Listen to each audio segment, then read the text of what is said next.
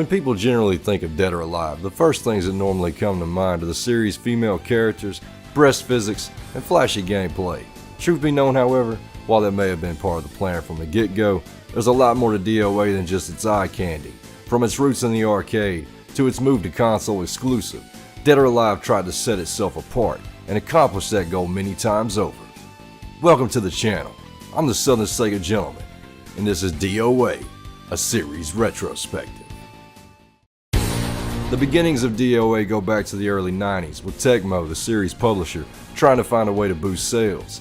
Tomonobu Itagaki, who had joined Tecmo in 1992, came up with the idea of an arcade fighter that was partially modeled after Virtua Fighter and to a degree Mortal Kombat, the former for its mechanics and the later for its use of multi-layered stages and full motion capture.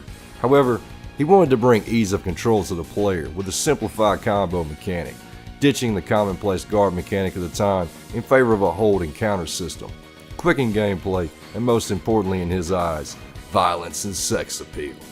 By nature of the effort, or maybe just in vain, Itagaki coined the game Dead or Alive. Time would prove his gamble, and the series most certainly alive. In February of 1996, Sega announced that they'd be licensing their Model 2 arcade hardware to third parties. Tecmo was one of the first companies to take the plunge, with DOA being their first horse out the gate, utilizing a modified Virtua Fighter 2 engine. To say this was a last-ditch effort on Tecmo's part would be a massive understatement. The company was on the verge of bankruptcy, but in a massive stroke of good luck, DOA not only succeeded, it thrived. The arcade cab turned more than $9 million profit in '96 alone, and like any good arcade game of the 90s, it had to get a port to home consoles. DOA would see its first console excursion on the Sega Saturn in late '97, exclusively for the Japanese market. Like many Model 2 ports, it would see numerous downgrades over its elder arcade brother. That being said, it's still one hell of a good fighter. The game now boasted an FMV intro, new game modes ranging from Time Attack, where you were pitted off against 8 AI-controlled combatants, to a Kumite mode, where you face off against up to 100 adversaries until either you obtain your desired win percentage, or you just give up. Some more unlockables to this port are new costumes for each character, the ability to play as the final boss, and even having system protagonist Kasumi's voice as the announcer. Now for me to sit here and tell you my first encounter with DOA was in the arcade, or even on the Saturn would be a bald-faced lie. In fact, the first time I ever laid eyes on the game running was at a friend's house playing on his PlayStation sometime back in late '98. Putting it bluntly, the character models absolutely looked amazing. Better than Tekken, Battle Arena Toshinden, or even Soul Blade. The gameplay was extremely intuitive and the pace of action was much quicker than any 3D fighter I'd had the pleasure of playing up until that time. Honestly though, looking back, I wish I had played it on the Saturn first.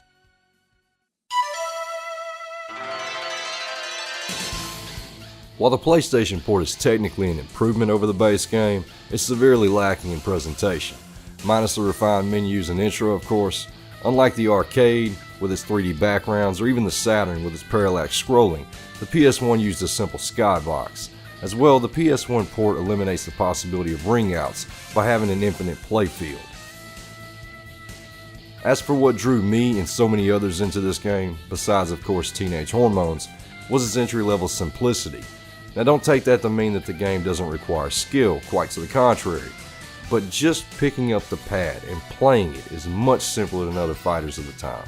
For one, most combos can be performed in 2 or 3 button presses, and they weren't near as time sensitive as other games. As well, your opponents couldn't just sit there and guard. One of the most intriguing facets of this game, however, was the counter system. If you could even halfway master anticipating your opponent's attacks, you could pull off a litany of counters and pull combos off right behind them.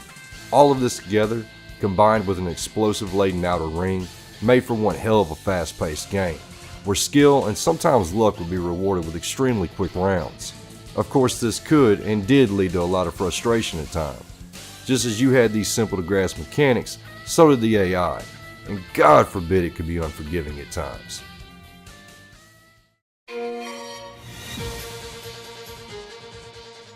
DOA 2 launched in arcades in late '99, running on Sega's Naomi arcade system, streamlining the mechanics of the first game even further and expanding upon the now infamous 3-point DOA fighting style. The game would also utilize multi-tiered stages to great effect, and place an even further emphasis on the limited story of the first game. While DOA had generally been influenced by Virtua Fighters, some major aspects were changed in favor of quicker gameplay. The 3-point fighting style, holds, throws, and blows all act in a circular way so that the player has an out at all times, so long as they stay on top, of course. Summed up, holds counter blows, throws beat holds, and blows beat throws. Of course, that's oversimplifying it a bit, but you get the gist of it. Another mechanic looked over by many is the aspect of juggling your opponent, and utilizing the new to DOA 2 stun mechanic. Juggling could deal massive amounts of damage with limited risk, opposed to throwing blow after blow after blow just to have them countered each time. The stun mechanic did exactly that, stun your opponent, leaving them all but helpless. If you were on the receiving end of a stun, your only recourse was to try and pull off a hold. Add atop that the new weight class system, dividing up the character roster, and the game's skill level was immediately raised. After only 4 months in the arcade, the game debuted on the Dreamcast, with the US being first to bat. Now, like many in North America, my first experience with the game was by way of the pack-in demo that shipped with my Dreamcast, Generator Volume 2. Much like the screws that hold the two halves of my DC together, the cardboard sleeve has been lost to the ether for a while now. But suffice to say, I played the hell out of DOA 2's demo, and it tided me over long enough until I could scrape together enough lunch money to grab the full release.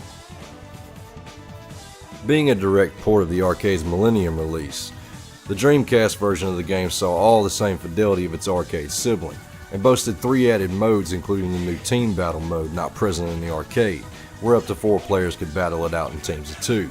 Lacking any extra unlockables, this home conversion did see a further simplification of the hold system, in effect streamlining it. The effect was so pronounced that the simpler control scheme has been maintained ever since. Now, I know I've glossed over the story up until this point, and honestly, with a fighting game, the story is normally only filler to segue you into the next round anyway. Well, that wasn't the case anymore. The world that DOA inhabits is much like our own, however scientific understanding is at a level way beyond what we could even do today. To top that off, ninja clans still exist, with certain clans being at odds with the Dead or Alive Tournament Executive Committee, DOA Tech for short. Wrap all this together with a shared universe between DOA and the rebooted Ninja Gaiden series, and you have the game's backdrop. Granted, playing the game doesn't require any knowledge of the story. If you want to get the best results, there are certain characters that take precedence over others. A quote from Itagaki concerning DOA 2's port to consoles goes a little bit like this. They wanted a launch title in 3 months. I needed 4.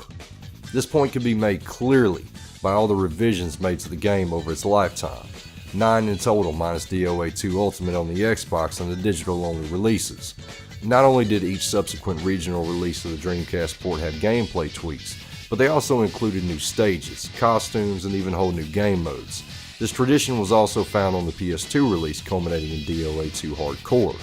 The amount of changes in this release from the initial North American Dreamcast port are so numerous, it would take at least 2 minutes to cover them all. I'll just make it brief and say this, it's still the same game, just vastly improved, minus the graphical fidelity of the Dreamcast native 480p support over VGA.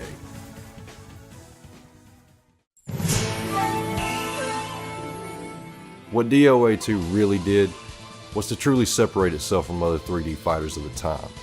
It solidified the foundation that the rest of the series would be built upon. No nonsense, not overcomplicated, and not disenfranchisingly hard. A series where entry-level players could come at the game fresh and still have a fighting chance, and one where more seasoned fighting enthusiasts could find plenty of replay value. Most importantly, it would set the stage for one of the best-selling and most loved installments of the entire series.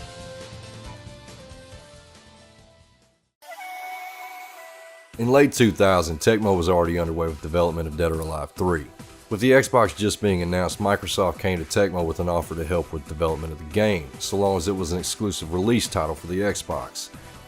It's been said Itagaki always wanted his titles to be released on the best hardware available, so the deal made perfect sense. Further proof of this mindset can be found in Ninja Gaiden and Ninja Gaiden Black, initially being Xbox-only exclusives. This would also be the first DOA title not released in arcades, a trend that would continue until the release of DOA 5 Ultimate Arcade in late 2013. Initially released in the US as an Xbox launch title in November 2001, the game picked up mostly positive reviews at the onset. Graphically, it blew past titles out of the water, with vastly improved character models, a new physics engine, both for the characters and the ladies' chest alike, and further refinements to core gameplay. DOA 3 also marked a strong shift in the damage models for the series, lessening the amount taken from counters, and overall making the enemy AI much more forgiving to new players. It also was the debut of the now common, unrestricted X-axis character movement model.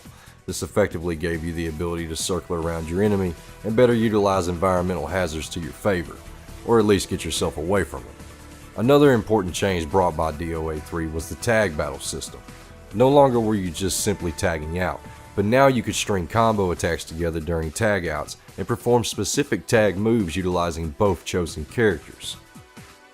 Much like DOA 2, and for that matter DOA, Dead or Alive 3 would see a number of updates with its rollout across different regions. The North American release is effectively DOA 3.0, with the Japanese release serving as 3.1. It saw numerous changes to gameplay, mostly small tweaks in damage percentages, and a slight change to the counter and throw mechanic. 3.1 also saw new cutscenes and character-specific costumes from the North American release. Then we get to the European release, dubbed 3.2 by many in the community. It retained all the extras from the Japanese release, but also fixed a number of issues with certain overpowered combos and moves in the game. Being the final version, with all the prior bugs fixed as well, has led to this release being the dominant version used in tournaments, and generally it's seen as the best version for beginners. An interesting side note is that all new cutscenes and costumes were finally made available to North American owners. Official Xbox Magazine released the updates on all their demo discs between June and September of 2002. If by some chance you missed that opportunity, the update was also packed in with Dead or Alive Ultimate, by way of the in-game DOA 3 booster disc. This update would be unlocked once the player had acquired all available costumes on both discs. Unfortunately, none of the gameplay improvements were ever made officially available to North American players, minus of course importing a copy from Japan or Europe.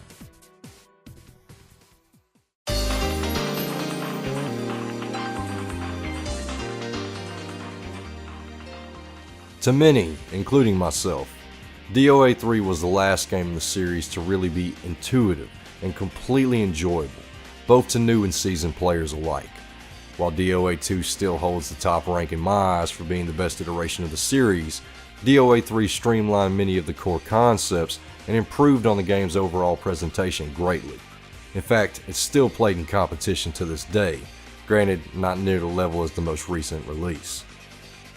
Dead or Alive 3 marks the end of the first chapter that is this franchise.